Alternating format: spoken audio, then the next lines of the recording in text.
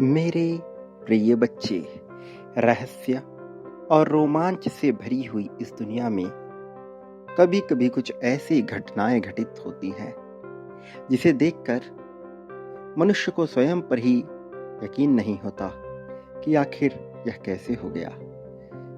कभी कभी कुछ ऐसे लोग इतने अमीर हो जाते हैं जिनके पास बिल्कुल भी योग्यता नजर नहीं आती, तो कभी कभी एक ऐसा योग्य मनुष्य जो हर प्रकार की योग्यता से भरा हुआ हो, वो किसी भी कर्म लायक शेष नहीं बचता, व्यर्थ मालूम पड़ने लगता है। ऐसा लगता है कभी कभी बहुत ही कम समझदार व्यक्ति बहुत ही ज्यादा धन अर्जित कर रहा है, और इस वजह से कई बार मनुष्य के भीतर जलन की भी भावना उत्पन्न होती रहती है। मेरे प्रिय बच्चे, तुम्हारे जीवन में तुम्हें धन से सराबोर कर तुम्हें आर्थिक रूप से मजबूत बनाने के लिए ब्रह्मांड विभिन्न योजनाएं बना रहा है, और इस वजह से तुम्हारे पास यह खास संदेश आया है या स्वयं चलकर आया है। इसे हर हाल में पूर्णांत तक सुनना तुम्हारा दायित्व है, तुम्हारा कर्तव्य है। किसी भी परिस्थिति में इसे बीच में छोड़कर जाने की भूल करना अत्यंत मूर्खता का विषय होगा और स्वयं के पैरों पर कुल्हाड़ी मारने जैसा होगा। जब प्रकृति तुम्हें अवसर दे रही है सब कुछ पा लेने की, तो प्रकृति के इस अवसर का पूर्ण लाभ लेना यही सच्चे मनुष्य की पहचान है। क्योंकि यहाँ जीवन काल बहुत सीमित है, यहाँ कोई भी अमरता का वरदान लेकर नहीं आया है।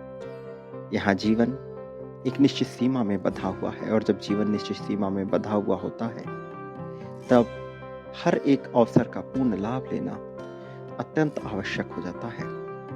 वो जो कम समझदार है, जिसको देखकर जलन की भावना उत्पन्न हो रही है, तो कई बार तुम्हारे भी मन में यह प्रश्न उठता है, क्या कोई ऐसा रहस्य है जिससे ऐसे बेवकूफ और कम समझदार लोग भी इस दुनिया पर राज करने लगते हैं। धन का पूरा ऐसा गठजोड़ बैठता है कि सब उनके पास ही आने लगता है। विश्व का 99% धन कुछ चुनिंदा 1% लोगों के पास ही है। बाकी 1% धन शेष बचे 99% लोगों में विभिन्न रूपों में बटा हुआ है। यह असमानता मन में बहुत से गहरे प्रश्न खड़े करती है। यह असमानता स्वयं के अस्तित्व पर ही प्रश्न चिन्ह खड़ा कर देती है। प्रश्न चिन्ह खड़ा कर देती है स्वयं की योग्यता पर। इस परिस्थिति से बहुत से मनुष्य जूझते हैं। कुछ इसके साथ समझौता कर लेते हैं, कुछ इसके आगे घुटने टेक देते हैं, कुछ प्रयासरत होते हैं इससे बाहर निकलने की, तो कुछ तुम्हारे जैसे लोग जो सदैव ढूंढते रहते हैं नए नए विचारों को, ताकि इस परिस्थिति से बहुत जल्द निकला जा सके। यह रहस्य जो सबने तुमसे छुपाया है, यह रहस्य जिसमें तुम जान न सके कि तुम्हें आगे क्या हो जाना है। मेरे प्रिय, यह रहस्य बहुत से लोगों को धनपति बना चुका है, जिसने समझ लिया जीवन में हिंसा और अहिंसा के संतुलन को, जिसने समझ लिया कि कहां पर प्रतिक्रिया देनी है और कहां पर नहीं, जिसने तय कर लिया अपनी प्राथमिकताओं को, जो जान गया कि कहां कितना बोलना है, कहां पर कैसा व्यवहार करना है, जो नहीं फंसा रहा नैतिकता और अनैतिकता के मायावी जंजाल में जिसे स्वयं मनुष्य ने ही निर्मित किया है। अलग अलग प्रकार से, कभी भोजन को लेकर, कभी बर्ताव को लेकर, कभी राष्ट्र को लेकर, तो कभी समुदाय को लेकर, अलग अलग तरह से, अलग अलग प्रकार से मनुष्य ने अपने लिए नैतिकता और अनैतिकता का एक पूरा का पूरा सार तैयार किया है, एक श्रृंखला तैयार की है। कुछ चीज जो अभी अनैतिक लग रही है कुछ समय में नैतिक लगने लगेगी। कुछ ऐसी चीजें जो अभी नैतिक लग रही हैं कुछ समय में अनैतिक लगने लगेंगी। यह सब हो रहा है, निरंतर हो रहा है, क्योंकि मनुष्य इसी उधेड़बुन में लगा है, यह जानने के उधेड़बुन में कि उसके लिए क्या सही और क्या गलत है। सही गलत तय करता हुआ वह सदैव उलझा ही रहता है, न केवल स्वयं बल्कि दूसरों को भी उलझाए रखता है अपने ही बातों में। मेरे प्रिय बच्चे, इससे बाहर निकलना ही होगा। जब तक तुम इससे बाहर नहीं निकलोगे तुम भी इसी उधेड़बुन में लगे रहोगे कि क्या करना सही है और क्या करना गलत। फिर संसार तुम्हें यह तय करने नहीं देगा कि तुम्हें जीवन कैसे जीना है, अपनी बुद्धि का प्रयोग करने नहीं देगा। मेरे प्रिय बच्चे, वास्तव में जो भावनाओं में बहुत ज्यादा बहते हैं वह कभी धन को प्राप्त नहीं कर सकते। कारण ये नहीं कि वह हृदय से सच्चे नहीं है, कारण ये नहीं कि वो सदैव नैतिकता का साथ देते हैं, बल्कि महत्वपूर्ण कारण यह है कि वह जान ही नहीं पाते कि वास्तविक नैतिकता है क्या, और वह भावनाओं के जाल में बंधकर खुद को ऐसा महसूस करवाते हैं मानो वह इस संसार के सबसे सीधे जीव हों और उनके साथ अन्याय किया जा रहा है, जबकि वो संतुलन के नियम को समझते ही नहीं है।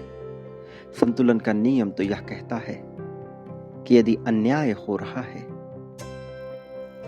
तुम्हारे साथ तो वह पाटा जा सकता है, न्याय किया जा सकता है। कई बार अन्याय को अन्याय से ही भरा जाता है। यदि तुम उत्तर ना दोगे, कोई तुम्हें प्रताड़ित करे, किसी तरह से परेशान करे और तुम सहते चले जाओ बिना उसका जवाब दिए, तो तुम अपने और अपने संसार के बीच एक गहरी खाई स्वयं ही उत्पन्न कर रहे हो। बुद्धि का प्रयोग किए बिना नैतिकता और अनैतिकता को बेवजह सोचते हुए तुम जब उसका प्रतिकार नहीं करते तो एक गहरा असंतुलन स्वयं उत्पन्न कर देते हो। फिर प्रकृति यह नहीं देखती कि तुम्हारा हृदय का भाव कैसा है, प्रकृति यह नहीं देखती कि तुमने कैसे इसे किया, प्रकृति देखती है तुम्हारे कर्मों को। प्रकृति को मतलब है केवल संतुलन की अवस्था से, इसलिए चाहे भूकंप आए अथवा भूस्खलन, बाढ़ आए अथवा सुनामी, भीषण अकाल पड़े अथवा तपतपाती गर्मी, प्रकृति कितना नुकसान हुआ यह नहीं देखती, यह देखती है कि संतुलन हुआ अथवा नहीं। पिछले कुछ वर्षों पहले एक ऐसी स्थिति उत्पन्न हुई जहां हर कोई भयावह हो गया, भयभीत हो गया कि प्रकृति ने कैसा अपना रौद्र रूप दिखाया है। वास्तव में वह संतुलन के लिए ही था, वास्तव में यहाँ सब कुछ संतुलन के लिए ही है। तय करना होगा, संतुलन को समझना होगा, और संतुलन को समझने के लिए तुम्हें हर चीज को, हर गहरी खाई को भरना होगा। कोई तुम्हारे साथ अन्याय करे और तुम सहते चले जाओ, यह केवल दरिद्रता की निशानी है, यह केवल दुस्साहस है, यह पूरी तरह से भय है। और भयभीत होकर जीने वाले मनुष्य का शरण कोई नहीं लेता। भयभीत होकर जीने वाले मनुष्य को किसी का साथ नहीं मिलता, न परमात्मा का, न किसी जीवात्मा का, न ही दिव्यात्मा का। जो मनुष्य भयभीत नहीं है, जो मनुष्य जानता है कि उसे क्या करना है, जो मनुष्य निडर होकर सामना करता है, साहस करता है, शक्ति को एकत्रित करता है, वह सब कुछ प्राप्त कर लेता है। इस संसार में शक्ति ही असली धरोहर है। धन समाप्त हो जाता है, शरीर क्षय हो जाता है, बनी बनाई छवि धूमिल हो जाती है, सब कुछ बर्बाद हो जाता है। बचता है तो केवल शक्ति। शक्ति सेहत की शक्ति, मन की शक्ति ऐसी जो तुम्हें ऊर्जा से भर दे, उत्साह से भर दे, उमंग से भर दे। तुम्हें कितना ही धन क्यों ना दे दिया जाए, तुम्हें धन का संयोजन ना आए, तुम्हें धन का वास्तविक उद्देश्य ना समझ आए, तो वह धन भी तुम्हारे लिए व्यर्थ है। चाहे उसकी संख्या अरबों में हो, करोड़ों में हो। यदि तुम्हें यह नहीं पता कि उस धन को और भी ज्यादा बड़ा कैसे बनाना है, यह नहीं पता कि उस धन को कहां पर किस प्रकार से खर्च करना है, उसका उपभोग कैसे करना है, तब तक तुम्हें धन प्राप्त नहीं हो सकता। धन प्राप्त करने के लिए तुम्हें पहले अपने मन में यह मानना होगा कि तुम धनपति हो, कि तुम धन को बढ़ाना, जुटाना, संयोजन करना और उसको खर्च करना, उसका उपभोग करना बेहतर तरीके से जानते हो। प्रिय बच्चे, तुम्हें योग्यता को साबित करना ही होगा। मैं जानता हूं तुम योग्य हो, किंतु प्रकृति मानती है केवल संतुलन की अवस्था को। कर्मों के, अकर्मों के, कुकर्मों के जाल से बना हुआ एक ऐसा संतुलन जिसकी तह तक कोई मनुष्य नहीं पहुंच पाता। बड़े से बड़े ज्ञानी, संत, महापुरुष हुए जो ना जान सके कर्मों के संतुलन और असंतुलन को। प्रिय बच्चे, तुम फंसे हुए हो लोगों की बातों में। किसने क्या कहा, कोई कैसा सोचता है, कोई किस प्रकार से तुम्हारे साथ व्यवहार करता है, तुम्हें उसके किस प्रकार से सबक सिखाना है, कैसे बदला लेना है, ऐसी तुच्छ और छोटी छोटी बातों में अपना व्यर्थ समय गवाकर कुछ भी हासिल नहीं होगा। कुछ हासिल करना है तो स्वयं को इतना मजबूत बनाना होगा, कैलाश की चोटी तक ले जाना होगा, उस देवता का अनुकरण करना होगा जो कैलाश की चोटी पर बैठा हुआ तुम्हें यह सिखा रहा है कि उतनी ऊंचाई पर पहुंच जाओ कि नीचे से कोई तुम्हें क्या कहता है, किस प्रकार से कहता है, इसका कोई भी फर्क तुम पर ना पड़े। और जिस पल से यह फर्क चलना बंद हो जाएगा, जिस पल से तुम बेफिक्र हो जाओगे, लापरवाह नहीं बल्कि बेपरवाह हो जाओगे, उस पल से, ठीक उसी क्षण से जीत दौड़ी दौड़ी तुम्हारे पास चली आएगी। वो जीत जिसकी तुम कामना कर रहे हो, वो जीत जिसके लिए तुम सदैव प्रयासरत रहे हो, वो जीत जिसे तुम सदा से चाहते आए हो, हाँ वह तुम्हारी ही है। प्रिय बच्चे, तुमसे दूर नहीं है, तुम्हारे लिए वह भी छटपटा रही है वैसे ही जैसे तुम छटपटा रहे हो। प्रश्न केवल इतना है कि तुम मानते हो कि तुम योग्य हो अथवा नहीं, या फिर शिकायतों के भ्रम जाल में ही फंसे हुए हो यह साबित करने में कि तुम दोषी हो, तुम बुरे हो या तुम योग्य हो। साबित करना ही मूर्खता है। ये प्रामाणिकता अपने आप ही झलकती है। ये प्रामाणिकता अपने आप तूफान पे आता है। तुलना सबसे बेमानी चीज है। अपनी तुलना किसी अन्य के जीवन से करना, जबकि अन्य का जीवन पूरी तरह से अलग है तुम्हारे अपने जीवन से, इससे ज्यादा बेतुका, बेमाना कुछ भी नहीं हो सकता। क्या तय कर लिया तुमने अपनी प्राथमिकताओं को? क्या सूचीबद्ध कर लिया? क्या क्रम से बता सकते हो? क्या लिखा है तुमने कहीं? ये कलम, ये कागज, ये ताकत, इन सब का आविष्कार यूं ही नहीं हुआ, यह सब यूं ही नहीं खोजे गए। इसकी ताकत को पहचानो। इस संसार में मौजूद प्रत्येक तत्व का अपना एक स्वभाव होता है। यहाँ कुछ भी बुरा या अच्छा नहीं होता, सबका अपना स्वभाव है। तय तुम्हें करना है कि यह बुरा बनेगा अथवा नहीं, तय तुम्हें करना है कि यह तुम्हारे पक्ष का होगा अथवा नहीं। और यह तय किया जा सकता है, इसमें बिल्कुल भी संकोच करने की आवश्यकता नहीं है।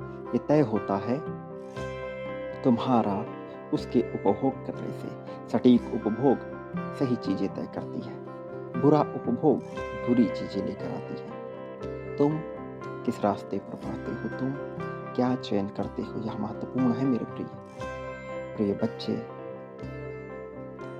तुम्हें जिस माध्यम से यह संदेश मिल रहा है, तुमने उसके प्रति क्या बांटा, कितना आभार दिया? क्या कभी सोचा कि उसके लिए कुछ ऐसा हो जो तुम्हारी सोच से बड़ा हो? मेरे प्रिय, इस संसार में जिसने भी बांटा है वह इतना पाया है कि तुम कल्पना भी नहीं कर सकते। किंतु बांटने से पहले भी अत्यधिक सोचने वाला, संकोच करने वाला कहाँ क्या पा सकेगा? निसंकोच होकर बांटने वाला, निस्वार्थ होकर बांटने वाला सब कुछ पा लेता है, क्योंकि यह जीवन दौड़ से पा लेने का नाम नहीं है। जब तक तुम संघर्षरत होकर किसी भी चीज को पाने की आकांक्षा करोगे, वह तुमसे और दूर होती चली जाएगी, क्योंकि यह जीवन सहजता में है, संघर्ष में नहीं। और संघर्ष मनुष्य चयनित करता है अपने लिए, जबकि उसे चुनना चाहिए सहजता।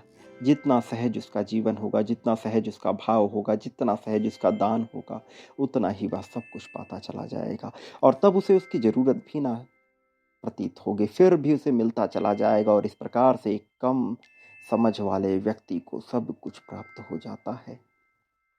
एक नासमझ व्यक्ति जो तुम्हें साधारण नजर आता है, अयोग्य नजर आता है, वह भी सब कुछ पा लेता है, वह भी सब हासिल कर लेता है, क्योंकि वह जानता है आभार के गुण को, वह जानता है बांटने की कला को, वह जानता है अपनी योग्यता को। भले ही उसकी योग्यता थोड़ी हो, भले ही उसकी योग्यता कमतर हो, तुमसे भी कम हो, फिर भी वह अपने मन में पूरी तरह से स्पष्ट है कि वह क्या बांट रहा है, क्यों बांट रहा है। बिना कुछ पाने की लालसा के बांटने वाला सब कुछ पा लेता है, और जो पाने की इच्छा से करता है वह भला क्या पा सका है? जिसने किया ही नहीं वह तो बिल्कुल ही व्यर्थ है। और बिना काम का व्यर्थ व्यक्ति किसी योग्य नहीं होता। न उसे देवता पूजते हैं, न दानव। उसका अस्तित्व ही नहीं होता, और जिसका अस्तित्व नहीं होता वह केवल भटकता रहता है, हमेशा चाहत में, और इसी जीवन मरण के चक्र में फंस कर रह जाता है। जन्म लेता है, संघर्ष करता है, मर जाता है, फिर जन्म लेता है, संघर्ष करता है, मर जाता है, या निरंतर होता है, क्योंकि वह कभी मोक्ष को प्राप्त न कर सकेगा। मेरे प्रिय, मोक्ष को प्राप्त करने का माध्यम है सेवा। सेवा ही वह गुण है जो तुम्हें सब कुछ दिलाएगी। सेवा तुम्हारी उन सब के प्रति जिनसे तुम्हारे जीवन में सब कुछ हो रहा है, घटित होने वाली हर चीज के प्रति सेवा। मेरे प्रिय बच्चे, क्या तुम जानते हो कि तुम्हारा चयन बहुत पहले हो गया है? संसार में तुम्हारे उद्देश्य की पूर्ति के लिए, संसार में तुम्हें सब प्रदान करने के लिए, जो तुम्हारे जीवन को उचित खुशियों से भर देगी। फिर भला देरी कैसे हो रही है? फिर भला ऐसी निष्ठुरता क्यों हो रही है? क्या तुमने कभी इसका विचार किया? यदि नहीं तो विचार करो, और याद रखो, बांटने से ही सब प्राप्त होगा। तो बांटने से बिल्कुल भी पीछे ना हटो। अभी बांटो, इसी पल में बांटो, इसी क्षण से बांटो। बड़ी मात्रा और संख्या में अभी संख्या 51,000 लिखकर बांटना प्रारंभ करो। मेरे प्रिय, जीत पर तुम्हारी सारी पकड़ तुम्हें मिलती चली जाएगी। तुम इस संसार में कभी अकेले नहीं हो। हर रूप में मैंने तुम्हारा साथ दिया है, हर रूप में मैं तुम्हारा साथ देता आया हूं, हर रूप में तुम्हारा साथ देता ही रहूंगा।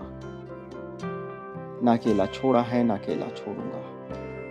मेरे प्रिय, संख्या 777 लिखो प्रेम की मांग के लिए, 5555 धन की मांग के लिए। जीवन बदल जाएगा। मेरे आने वाले संदेशों की प्रतीक्षा तुम्हें करनी ही होगी। इसके साथ तुम्हें जुड़ना ही होगा, इस ताकत को महसूस करना ही होगा। प्रिय बच्चे, मैं सदैव तुम्हारा साथ दे रहा हूं, मैं सदैव तुम्हारा साथ लूंगा। प्रिय, मेरे आने वाले संदेश से तुम्हें जीवन के महत्वपूर्ण विषयों के बारे में जानकारी मिलेगी। रहस्य खुलता चला जाएगा। धीरे धीरे ही सही तुम आगे बढ़ रहे हो, और तुम्हारे लिए जो योजनाएं बन रही हैं वह अतुलनीय हैं, तुम्हारी सोच से कहीं श्रेष्ठ हैं। वहां जहां तुम्हारी कल्पना भी शांत हो जाती है, उससे भी ऊंची है। प्रिय बच्चे, तुम दिव्य हो, तुम अद्भुत हो, असीम हो, तुम विलक्षण हो, तुम योग्य हो। मेरे प्रिय, देरी ना करो, संकोच ना करो, आवश्यकता ही नहीं है। मैंने देखा है, तुमने जब भी आभार व्यक्त किया, अभी इस पल में, हर समय दिव्य रूप से तुमने जैसे ही आभार व्यक्त किया, तुम पर आशीर्वाद बरसना प्रारंभ हो गया, कृपा बरसनी प्रारंभ हो गई। मेरे प्रिय बच्चे, 4:58 यह महत्वपूर्ण है। इस पल में, इस समय में तुम पर आशीर्वाद बरसना प्रारंभ हो गया। सदैव बरसा है, सदैव बरसेगा। अपने आप को अकेला ना मानना, कभी भी नहीं। मैं हर पल में, हर घड़ी में तुम्हारे साथ हूँ। जब तुमने जाना, जब तुमने नहीं जाना, हर समय, जब तुमने बांटा, जब तुमने नहीं बांटा, लेकिन याद रखो, तुम्हारा बांटा हुआ तुम्हारे पास लौट कर आएगा कई गुना होकर। विभिन्न माध्यमों से तुम जान भी ना सकोगे। और बड़ा और विशाल करो मेरे प्रिय बच्चे, संकोच संदेह के बिना करो, 51,000 के क्रम में करो। फिर जीवन में चमत्कार ही चमत्कार होगा।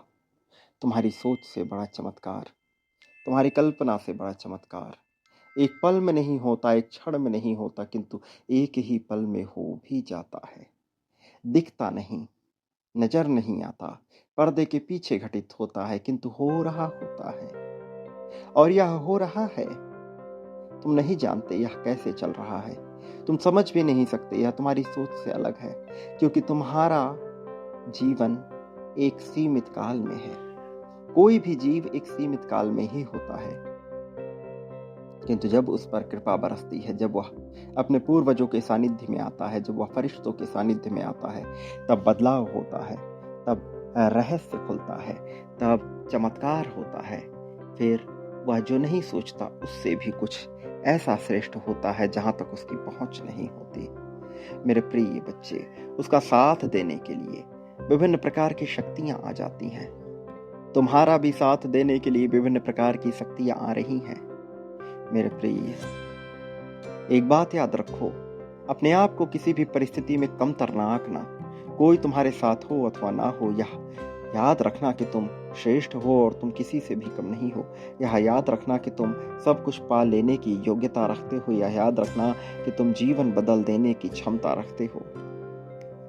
मेरे प्रिय बच्चे, जब तुम सब कुछ पा सकते हो, तो अपने आप को मजबूत रूप में ही मानो। अपनी बुद्धि का, बल का, विवेक का प्रयोग करो और छोटी छोटी बेतुकी बातों में अपना समय व्यर्थ ना करो। कौन कैसा सोचता है, कौन क्या बोलता है, इसका प्रभाव तुम्हारे जीवन पर बिल्कुल भी नहीं पड़ना चाहिए। ऐसा सोचने वाले, ऐसा करने वाले सदैव निचले दर्जे के मनुष्य होते हैं, जो न प्रेम पा सकते हैं, न धन पा सकते हैं।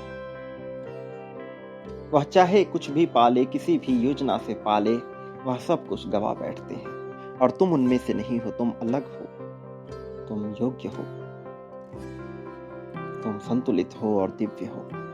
जो दिव्य होता है, वह वास्तव में सब पाने का योग्य होता है, और तुम सब पाने के योग्य हो। मेरे प्रिय, मेरे आने वाले संदेशों की प्रतीक्षा करना, मैं अवश्य आऊंगा तुम्हारे मार्गदर्शन को, तुम्हें जीत दिलाने को, तुम्हारे जीवन को अद्भुत रहस्यों से भर देने को, चमत्कार घटित करने को, वह सब दिलाने को जिसकी तुमने कामना की है, वह सब दिलाने को जिसकी तुम आकांक्षा करते आए हो, प्रेम से भर देने को। बहुत कुर्बानियां दे दी तुमने, अब कुर्बानियां देने का वक्त नहीं है।